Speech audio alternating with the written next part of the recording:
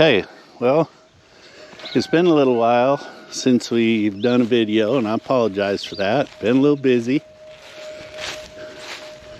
There's the sheep out into pasture. Pasture's looking a little dismal. Usually gets that way this time of year. We'll end up having to get a couple of round bales to feed them through the winter. Can't tell if that's Mojo out there. No, it's a sheep. So we got 1, 2, 3, 4, 5, 6, 7, 8, 9, 10, 11, 12, 13, 14, 15, 16? Nah, one of them has to be Mojo. 1, 2, 3, 4, 5, 6, 7, 8, 9, 10, 11, 12, 13, 15. Oh, that ain't one over there. That's what my problem is. 15. They're doing good. Getting on towards fall, so love is in the air. If you look all the way over there to the right, that's Roger. Roger Ramjet. He's following that white ewe around, so they'll probably mate here not too distant future, and we will have babies around Christmas or early in the new year. So really, 1, 2, 3, 4, 5, 6, 7, 8, 10, 11, 12, 13, 14, 15. Yeah. I got to fix the fountain in the pond. It's shorted out. What happens is ants get in the little connector that I have down here on the pole. There's Mojo. Hey, buddy. What you doing? You want to say hi? Look up here. Hi. He's my sheep guard dog. You can tell he's doing a great job. He's doing a great job. Not even in with the sheep. Anyway, like I was saying, well, that could be why it's shorted out. It's wide open. I hadn't come down here yesterday. I was a little busy, but I will get into that. Huh? No, I probably got bugs in there. Have to pull the... Yeah, they're real good at getting inside there. I'll get that fixed, though. That isn't a big deal. So I'll take you through what's left of the garden. I wear this on my chest when I'm walking around, so I hope you're seeing this okay. We have planted garlic. We have planted onion sets. I've never done onion sets this late in the fall before, but I'll see how it goes. These are our onion sets. And it looks like some of them coming along pretty good, so that's good. Some of them, apparently somebody's been digging. We'll get him back down in the ground. I don't know what's going to happen with them, but here's our carrots. I don't know if they're any good yet or not. I don't see anything poking up above the ground. So, I mean, the foliage is very good, but I don't know how good the carrots are. We'll wait on those, though. We don't have to harvest those. Looks like somebody's been in here digging around. If you remember, when I did these, I did those little encapsulated seeds. And I'm just going to go out on a limb and say they kind of sucked. Because I planted them in here, and you know, they're hard to... carrot seeds, as a whole, are hard to get to germinate. They're very delicate, they're very small. So what I had done was I had watered this down real nice once I put the seeds in, and I put a piece of kind of like vinyl over the top of it just to hold the moisture in, which is, you know, something some people do. They'll put a tarp or plastic or something over the top of it to get them to germinate. And then once they germinate, you can turn it loose. You know, you can pull the vinyl off and just water them and away they go. So anyway, I've done that. I did that with the vinyl, but as you can see, it was pretty hit and miss. I mean, we're gonna get some carrots out of here. I'm not upset about it, but for the number of carrots I planted and the number I see in here, I should have got a lot more. And then over here is where I planted my beets, and they went through, you know, I just kind of randomly spread these out in here. So, you know, I just kind of threw it out with my hands and then covered it with dirt and let them grow. But, you know, I'm going to have to come out here and harvest some of these, because if you look down here, let's see, they're getting decent size. I don't know if you can see that right there. You know, right in here, he's pretty good size. He's not no monster or nothing. There's some more over there. These are so good though. I don't know if you guys raise beets, but you know, when I was a kid, we ate beets a lot. I forgot how good they were. I'm gonna pickle some of them, but I mean, we boil them up. You boil them for like 20 minutes, you know, and then take them out, put them in some ice water, and in like 2 minutes, you can just take your thumb and wipe the skin off of them. Cut them up, throw them on a salad, put a little salt on them, just have them as a side dish for dinner. I mean, they're awesome. They taste really good too, which is, you know, I guess I wouldn't say it's an acquired taste, but you either like them or you don't. That's kind of the way that goes. So anyway, not great harvest, but I'm learning. I'll do better. If you guys have some tips on how to do beets, or better yet, how to grow carrots and make them actually work. Hello, duck. Good. Cue me up, man. I'm all about it.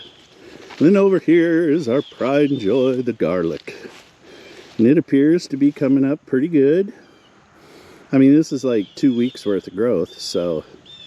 And they go right about to that line. It looks like there's some of them who probably could be a little bit farther down in the hoopla.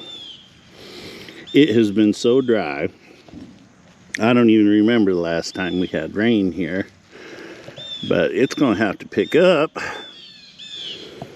or we're not going to get much. You can see where my watering is watering, and those seem to be doing pretty good. I could add a few more legs onto there, you know, and get the water dispersed a little more. It waters every night in the middle of the night, so. Anyway, and then our real garden is gone. We've just got our crap. Whatever those flowers are. Marigolds? Yeah. Got our marigolds. They're coming on strong now that the tomatoes are out of the way. Got a few tomatoes that they're not going to make it, because I could get them and have fried green tomatoes. So that's an idea. They're coming up, but, you know, it's late in the year. I doubt we're going to get any ripe tomatoes. There was my futile attempt at catching what was eating my crap. But we've cleaned out the rows, pulled a lot of the weeds, and kind of just done. You know, we're waiting for next year. Wow, these down here went nuts. Oh, of course now, you know, now I don't get them up here eating the stuff. Pukes. I hate them things. This was where our squash was. They're all empty now and sad. Marigolds are going nuts right here. Jackie wants to take the seeds and do something. I'm not sure what. Maybe just harvest them and then plant them again next year. Over here is what is left of my jalapenos. I'm still getting jalapenos off here. It was a wonderful jalapeno year. I mean, we got jalapenos up the wazoo. And if you look, I mean, there's still good ones hanging on the vine here that I could still come out and get some more, which is why I haven't cut them down. You know, that's a good stuffed jalapeno right there. My okra, I'm kind of letting it go to seed. If you can pop, if these are dry, which they're not quite dry yet. See, I'm looking, you can hear them? Hear that? Those are the seeds in the pods. And I wait for these to dry out, and then next year, I'm planting them again. So, there, and you can do, I'm not going to do it with the jalapenos. I do have some seed saved, but with the jalapenos, I really think that they grew so close to the bell peppers that they didn't get as hot as they should have. I've heard them cross-pollinating, and usually you don't see, you can see the trait come out the first year, but usually the trait of the cross-pollination comes out from the seeds of the plant that's been cross-pollinated. So if I plant these again next year, I'm probably going to have wimpy jalapenos again. And I don't like wimpy jalapenos. I mean, I'm a jalapeno kind of guy. So I'm going to come out here later today probably and harvest up the rest of these. And I got a recipe from one of the viewers on how to make, what was it, jalapeno jam, I think? Jalapeno jelly, which just sounds incredible. So I'm going to give that a shot, see what I can do with that. These were our peppers, which Jackie adores our peppers, but there's still a few. See, here's one on the vine right there. You see that? I mean, they're not huge, but they're pretty good. And look at these, look at these, look at that, look at that. That is an okra stalk. I don't know, you can see my hand. That's 2-3 fingers wide. I mean, it's like a freaking tree.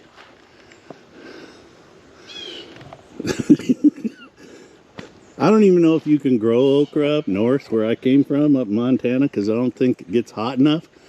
But when it gets hot, these things go bananas. And the more you trim them back, the more they grow. It's pretty amazing. I mean, they're like little mini trees. Yeah, that's our compost pile. Okay. We'll just glance past that. Here we are experimenting growing weeds. We did a fine job. In fact, if anything grew, this grew.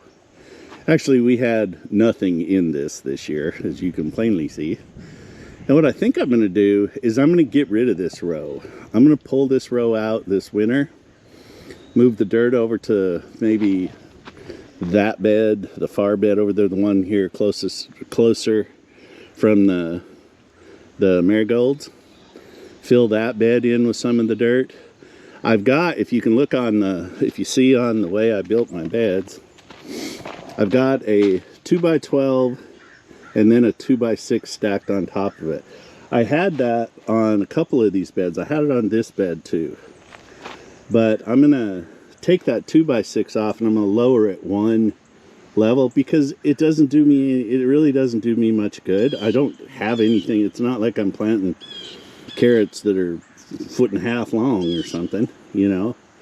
So it doesn't do me any good, and it's just a pain to keep it full of dirt, you know, because, and it's not just dirt, you know, it's straw bales, it's leaves, it's everything I can get to throw in there for compost, you know, or not for compost, but just to build up the soil. So, and it's just a pain keeping it up. And as you can see, it's 6 inches low anyway. If I take that top board off, that thing will be a perfect bed, you know. I think I've mentioned it in my other videos. You can see that I put the weed guard up. I put that up along the sides and then down along the bottom like an idiot. What I should have done was weed guarded everything and then built on top of it. Then I wouldn't really care, because I get so many weeds in the summertime that grow up between the weed guard and the wood over there. You know, it's just a pain. I was an idiot. That's a live and learn thing, you know. I mean, when I give it a go, I try to think it through the best I can, and inevitably hindsight's 20/20, and you figure out the crap you did wrong. So anyway, that's kind of it in the garden right now. So we're coming to, you know, we're going a little later in the year. I was going to plant some spinach. In fact, I have some seeds that I may still could do it. You know, it's what, October 27th. So, you know, we won't get continuously cold till mid-December-ish. And then it only lasts like January and February. I'll probably be planting potatoes. So, but I don't know. I don't know if it's worth it. We're definitely going to change our approach to how we garden next year. I mean, I'm going to get into this in another video that some of you are going to like, some of you are not going to like, but it's kind of a state of the state video. And I just want to let you know my feelings and my opinions on the state of the world, where we want to go, where we're trying to get with our property, you know, which is not great. You know, it's 5 acres, but we're getting there, you know. And I think there's so much people can do, and I think there's so much people should do if you have even a little bit of room. I mean, you know, a backyard, you can put a garden in as big as this and it'll sustain you, you know. I mean, once you get your head around it, which apparently I haven't got there yet, but you know, you can do this kind of stuff and it's gonna benefit you.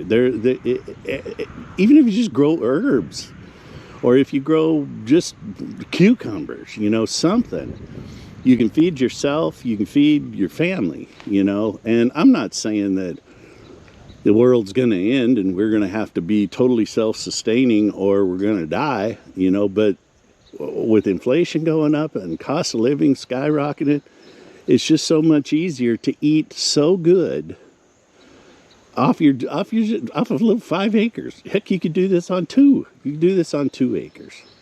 Anyway, that's for another video. All right, I'm going to walk you over. I want to show you the second half of this video. Look at all the leaves down. That is so good, because what we'll do is we'll mow those into a pile and then we put them on our garden. We'll put them all over the onions. We'll put them all over the garlic. And it kind of gives them a little blanket, a little wooby for the winter. That's what we did with our garlic last year, man. I ain't changing a thing. Our garlic was crazy. Okay, probably going to show you some parts of the farm that are a little disgusting right now. But it's just because we're a work in progress. I'll start in here.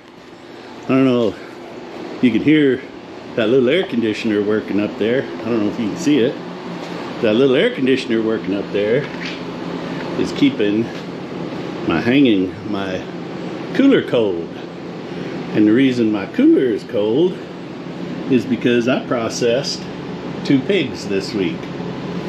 See, I got my winch up there, got my hooks on my rail.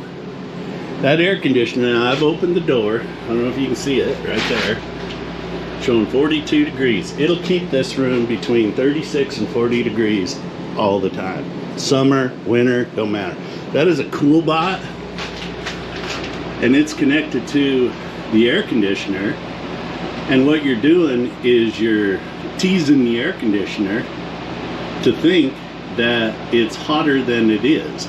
Like, see, I have the temperature set on the air conditioner right here to 60. Okay, so it's running full blast all the time. Real temperature in here is 46. So what you're doing is you're just telling that air conditioner, keep pumping at full blast and don't shut up. Don't shut off, because you're never reaching your temperature. Which is a cool idea. And I built this. It's insulated, you know, and then I put the white vinyl. By the way, that's the same white vinyl that I used to cover that onion bed. It's real thin. And I glued it up there. And anyway, yeah, that's my walk-in cooler where I process my animals. So with that, we'll head out. Not a lot from a pig goes to waste around here. Some of this stuff's gonna gross you out, but that's life on the farm. There is the pig heads from when we processed, and you can see the chickens loving it. And you know, even if it starts rotting and gets flies, that's okay, because they eat the fly larvae too. So it's a big old huge win-win. They're molting right now. That's why you see a lot of feathers laying around. They're kind of a mess. All right, now we'll go over here to where the pigs are. Here's mamas and babies, and they think I'm gonna feed them, but I'm not. Remember our little piglets? Yeah, there are 2 chickens in there. The door blew open one night. Chickens got out, and they've just decided they're gonna live with the pigs. And they're not I mean, the pigs ain't eating them, which is a surprise. Maybe they're just too quick for them. Yeah, these are all, well, let me see. There's one barrow in here, which means he is used to be a boy. We made him neutral gender here on the farm. This pig, well, actually, all three of the biggest pigs in here are going to get processed. We've got family who wants pigs. We give it to our friends. You know, we are slammed right now. I'm going to post some pictures of the processed end product that we had. And let me just tell you, our pork chops weigh 1 pound each. Okay, that was off the boys that was over here. And no, that was not off Archie.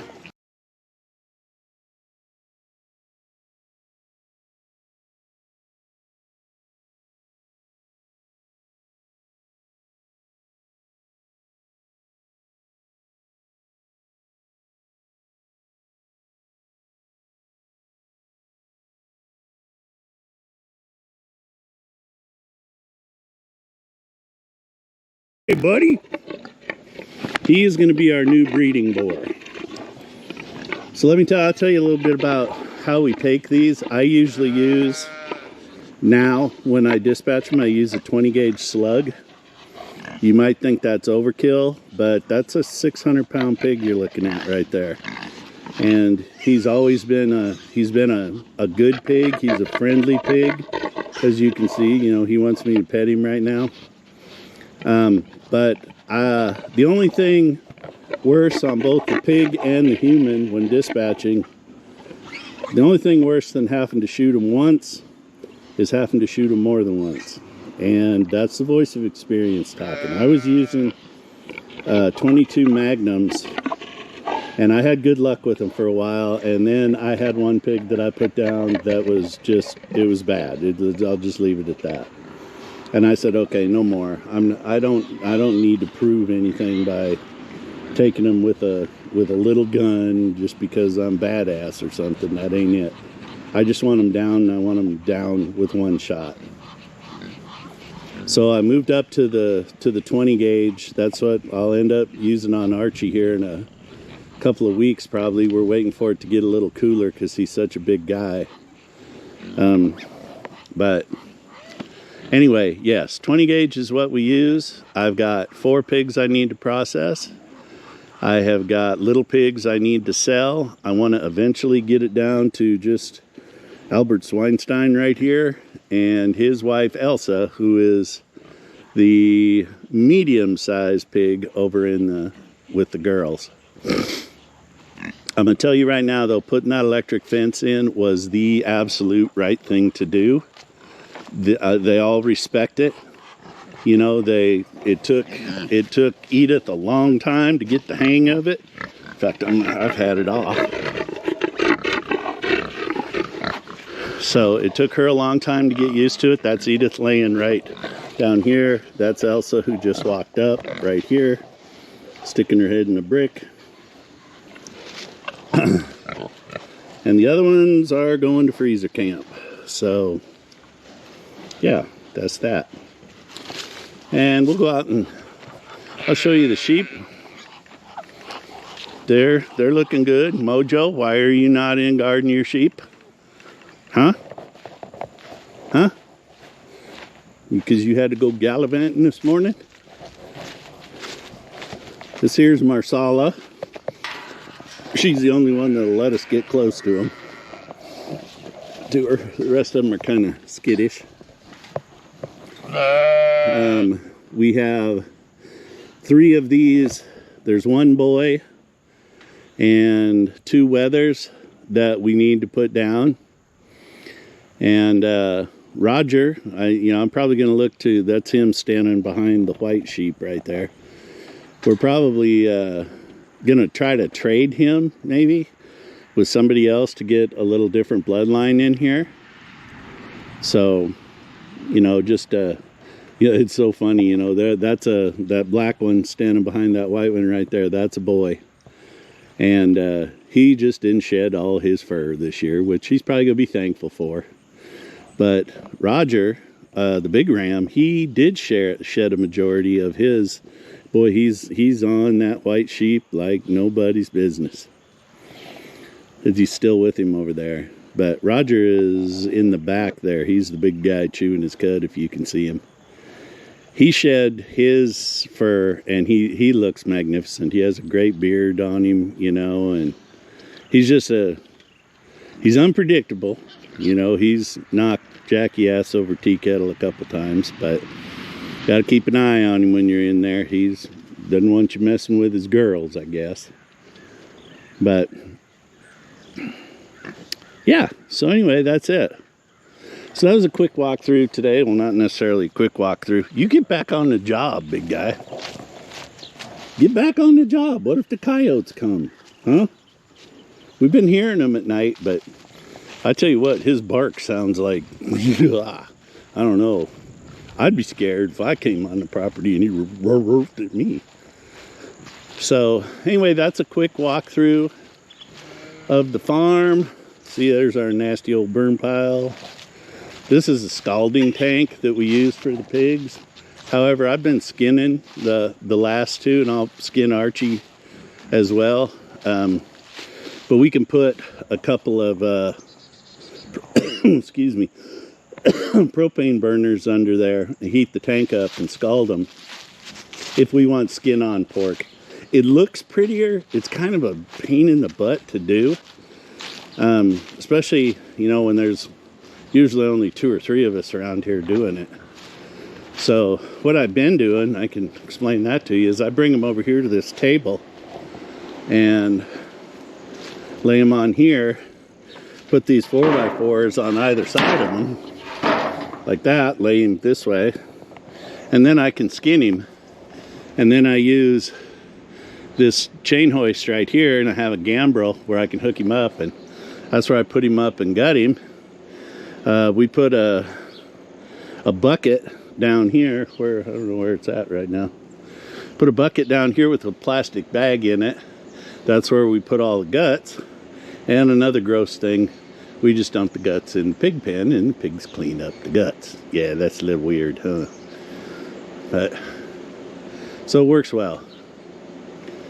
Those are for when we harvest chickens. I think you've seen that before. And that's about it. So I'm gonna call this video done. And like I said, I'll be putting out another one probably just here in a little bit. See if I can't get 2 uploaded at once. And or at least one today and one tomorrow. So yep, there it is. This is where we give it a go. A lot of work needs to be done, always. Lots of work needs to be done. But it's so worth it. So until next time, if you have any questions or comments, feel free to post. Like, subscribe if you haven't already. And we will see you in the next video. Let's give it a go.